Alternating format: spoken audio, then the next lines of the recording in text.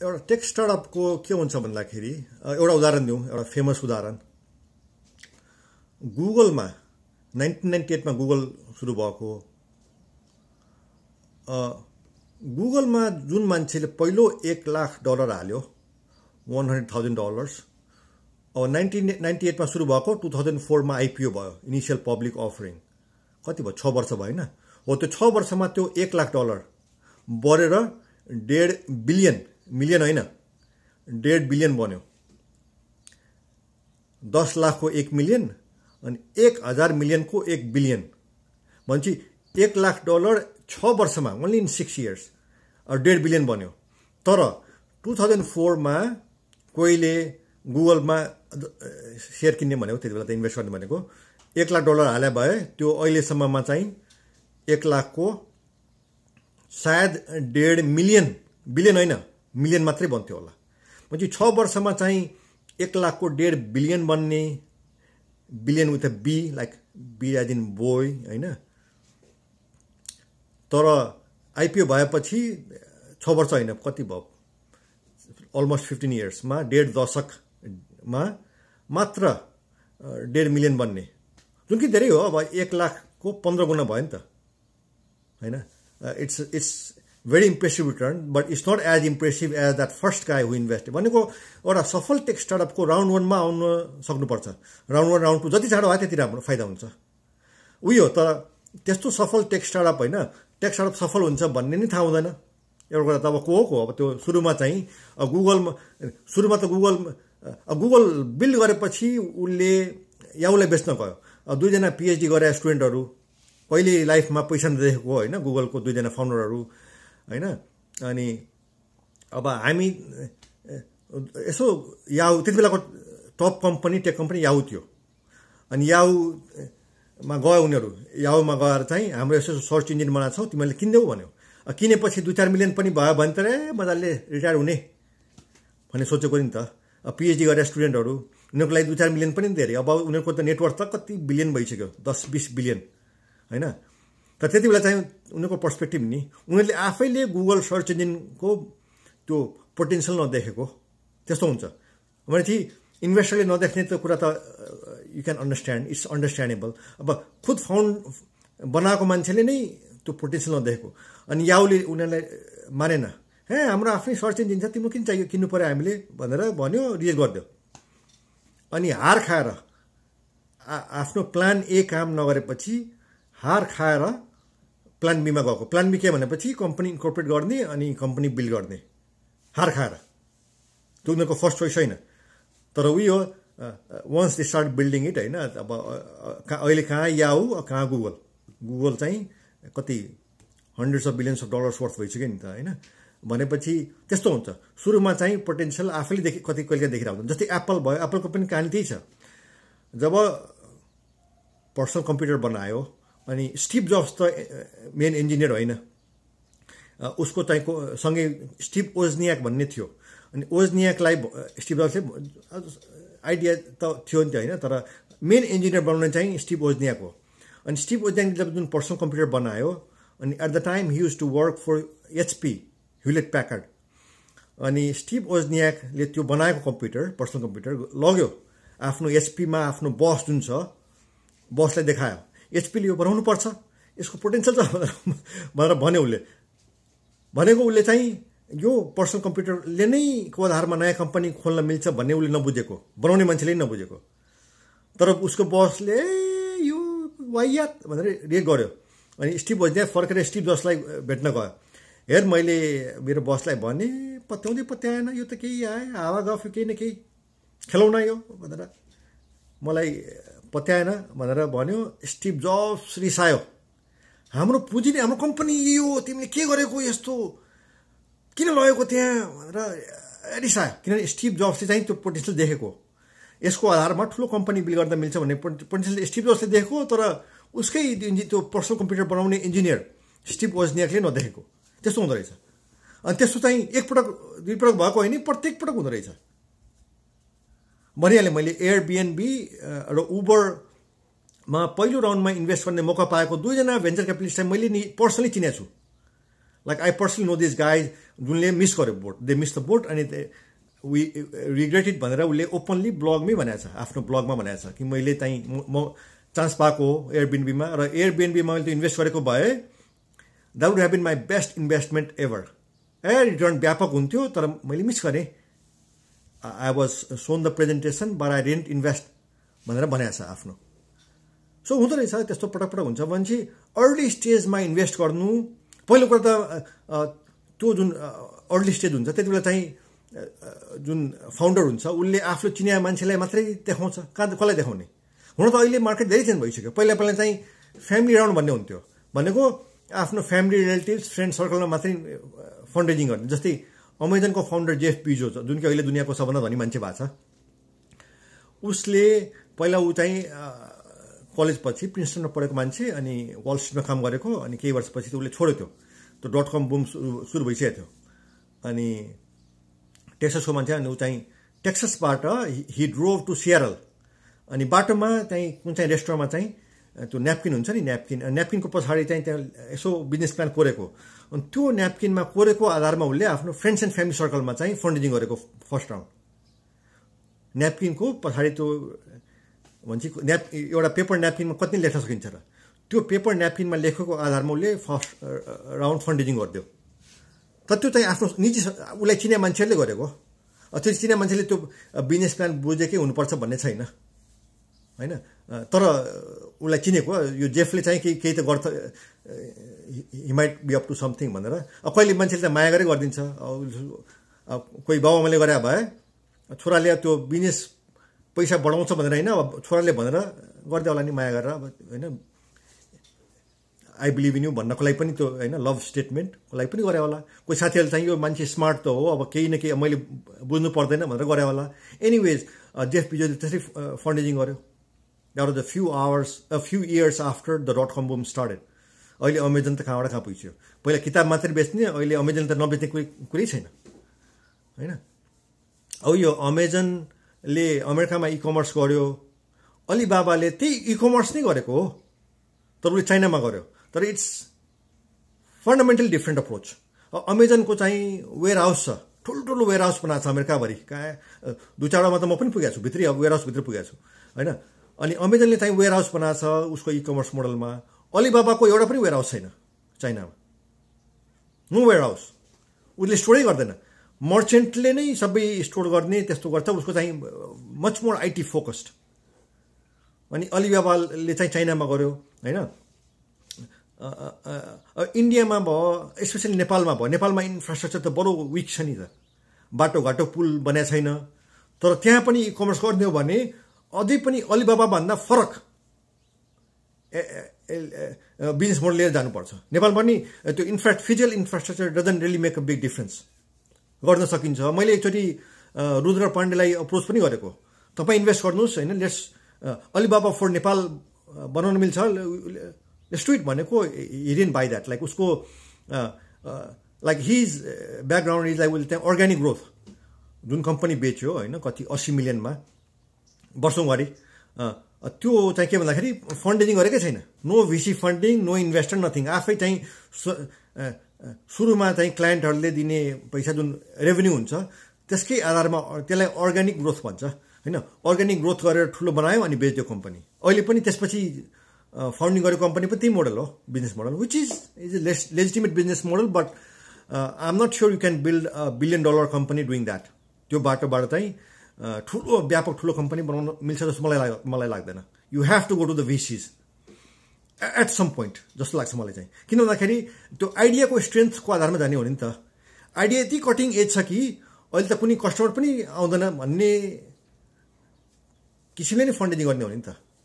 अब भिसी फन्डिङ भनेकै अहिले मेरो रेभेन्यू छैन तर एक्सपेन्स त हुन्छ, तलब खुवाउनु पऱ्यो काम गर्ने मान्छेहरूलाई होइन, रेन्ट तिर्नु पऱ्यो, बिजुली बिल तिर्नु पऱ्यो, इन्जिनियर हायर गर्नु पऱ्यो। त्यो पैसा खर्च हुन्छ तर रेभेन्यू हुँदैन। My idea is so cutting edge कि प्रडक्टको अहिले रेभेन्यू आउँदैन तर पैसा आउँछ। त्यो टाइम बाई गरेको हो। भिसी फन्डिङको आधारमा युआर बेसिकली बाइङ टाइम। तर कहिले पनि रेभेन्यू आउँदैन भयो भने त्यो कम्पनी डुब्यो। त्यो इन्भेस्टरले जति इन्भेस्ट गर्छ पैसा त्यो सबै डुब्छ। त्यस्तो पनि हुन्छ, रेभेन्यू आउँछ जस्तो लाग्छ आउँदैन, 1 वर्ष पर्ख्यो, 2 वर्ष पर्ख्यो, 5 वर्ष पर्ख्यो, 6 वर्ष पर्ख्यो, कति पर्खिने?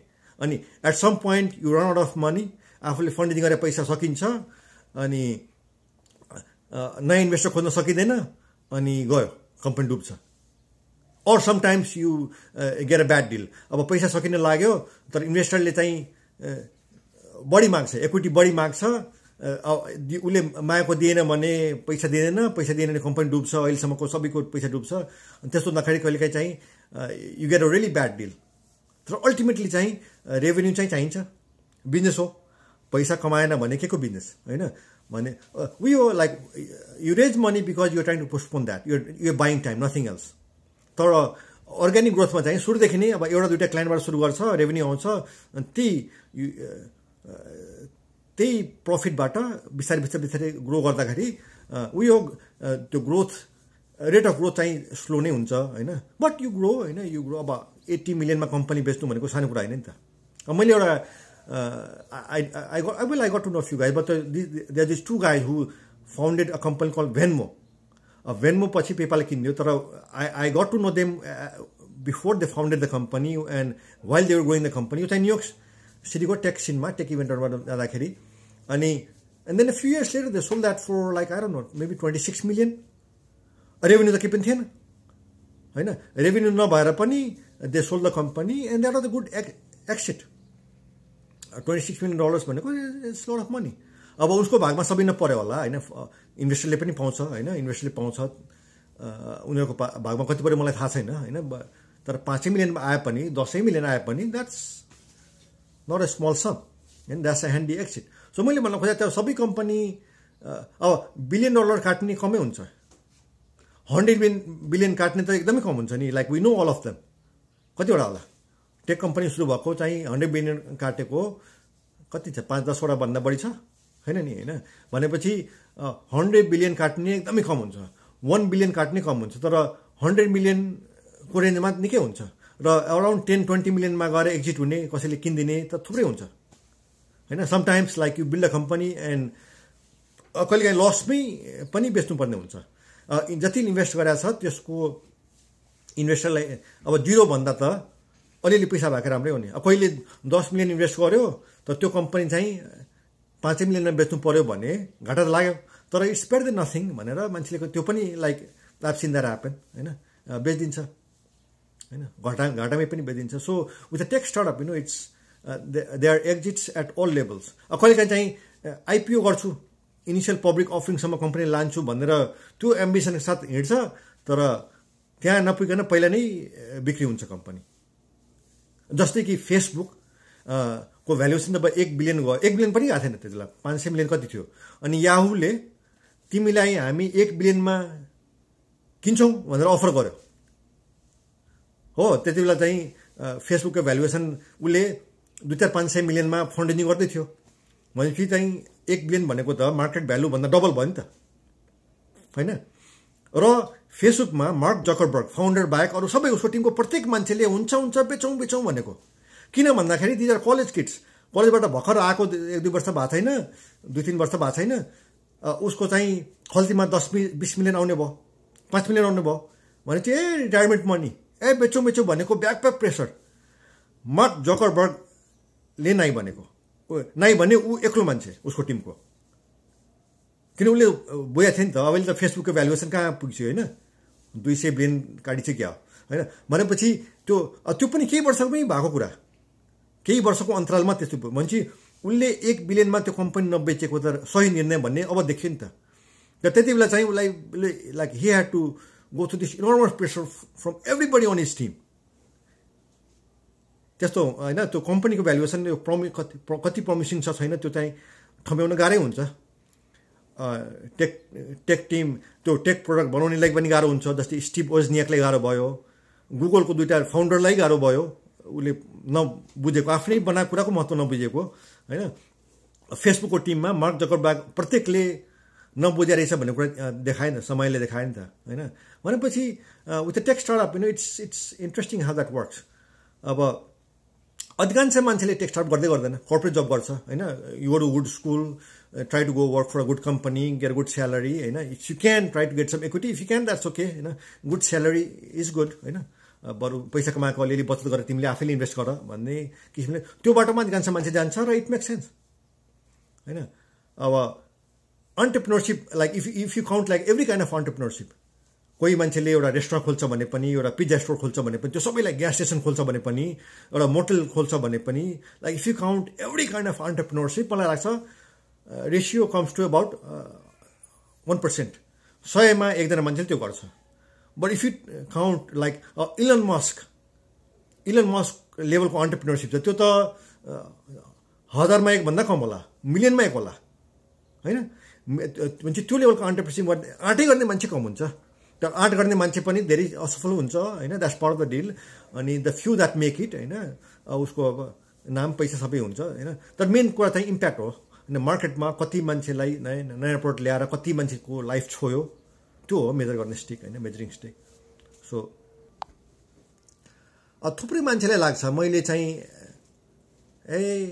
96 95 98 हैन 2000 त्यसपछि 2004 2005 अथवा